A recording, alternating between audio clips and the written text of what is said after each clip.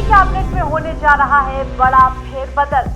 क्या NEET paper leak विवाद के बाद छिन सकती है शिक्षा मंत्री धर्मेंद्र प्रधान की कुर्सी? संसद के मॉनसून सत्र से पहले कैबिनेट में क्या क्या बदल जाएगा, आइए जानते हैं।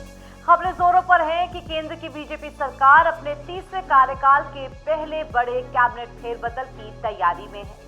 सियासी गलियारों में इस बात की तेजी से चर्चा है कि मॉनसून सत्र से ठीक पहले कई दिग्गजों की छुट्टी हो सकती है या कई नए और चौंकाने वाले चेहरों की एंट्री भी कैबिनेट में हो सकती है। और देश भर में नीट विवाद के बाद इस चर्चा में सबसे ज्यादा अटकलों में शिक्षा मंत्री धर्मेंद्र प्रधान रह रहे हैं।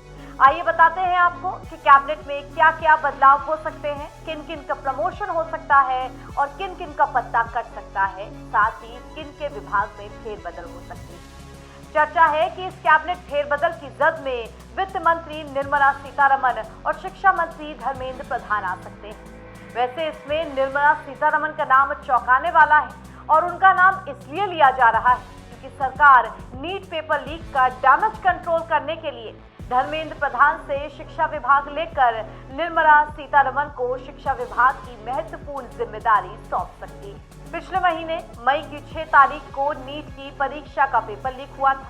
उसके बाद से ही छात्रों और युवाओं में शिक्षा विभाग और शिक्षा मंत्री के खिलाफ जबरदस्त गुस्सा है। छात्र संघ जगह जगह प्रदर्शन करके धर्मेंद्र प्रधान के इस्तीफे की मांग कर चुके हैं। इसमें कॉकरोच जनता पार्टी के सामने आने के बाद हालात और बिगड़े। देश भर से तस्वीरें आई जहां छात्रों ने बड़ी संख्या में इकट्ठा होकर जोरदार प्रदर्शन किया। अब कहा यह जा रहा है कि इसी बिगड़ी बात को संभालने के लिए निर्मला सीतारमण को शिक्षा मंत्रालय की अहम जिम्मेदारी सौंपी जा सकती है। अब सवाल यह भी बनता है कि अगर निर्मला सीतारमण शिक्षा मंत्रालय की मुखिया बन जाती हैं, तो फिर वित्त मंत्री कौन होगा? इस सवाल के जवाब के रूप में एक नया नाम सामने आ रहा है। केंद्र सरकार फिर से एक लेटरल एंट्री करा सकती है। आरबीआई के मौजूदा गवर्नर शक्तिकांत दास, पूर्व आईएएस अधिकारी और वर्तमान में भारतीय रिजर्व बैंक के 25वें गवर्नर शक्तिकांत दास को आर्थिक नीतियों और टैक्स निवेश की गहरी समझ है, इसमें कोई दो राय नहीं। हालांकि मौजूदा समय में शक्तिकांत दास किसी सदन के सदस्य नहीं है, लेकिन ऐसा अनुमान लगाया जा रहा है कि उन्हें यूपी से राज्यसभा भेजा जा सकता है। यहां नवंबर इसी साल 10 सीटों के खाली होने के बाद अनुमान है कि उन सीटों के जरिए शक्तिकांत दास को भेजा जा सकता है।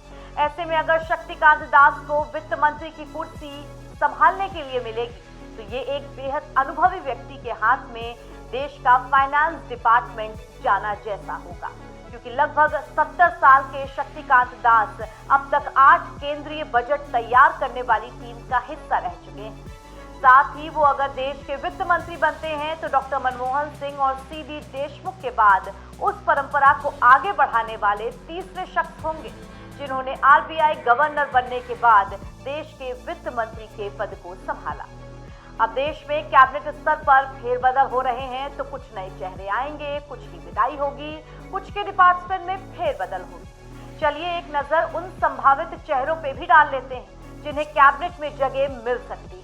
इनमें जेडीए प्रमुख और बिहार के पूर्व मुख्यमंत्री नीतीश कुमार का नाम सबसे पहले नंबर पर शामिल है। कहा जा रहा है कि नीतीश कुमार को केंद्रीय मंत्रिमंडल में बड़ी भूमिका मिल सकती है। इसके अलावा बात अगर महाराष्ट्र की करें तो यहाँ से श्रीकांत शिंदे, जो कि डिप्टी सीएम एकनाथ शिंदे के बेटे हैं, उन्हें शिवसेना यूबीटी के 6 सांसदों को एनडीए के पाले में लाने में जो मुख्य भूमिका निभाई थी, उसके बदले केंद्र में अब कोई अहम भूमिका मिल सकती है निभाने के लिए।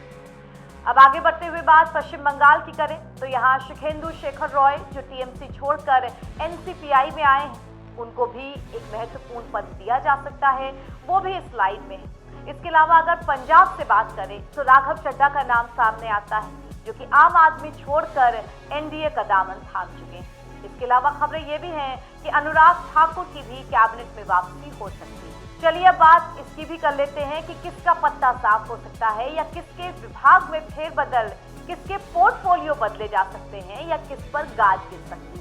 इसमें कहा यह जा रहा है कि नितिन गडकरी, उनके विभाग में फेरबदल हो सकती है, शक्तियां कम की जा सकती हैं। अश्विनी वैष्णव और साथ ही हरदीप सिंह पुरी, जो कि पेट्रोलियम मंत्रालय को संभालते हैं, इन दोनों की भूमिकाओं में भी कुछ फेरबदल या कटौती की जा सकती है। हाल ही में बीजेपी और आरएसएस के पदाधिकारियों की एक महत्वपूर्ण बैठक हुई।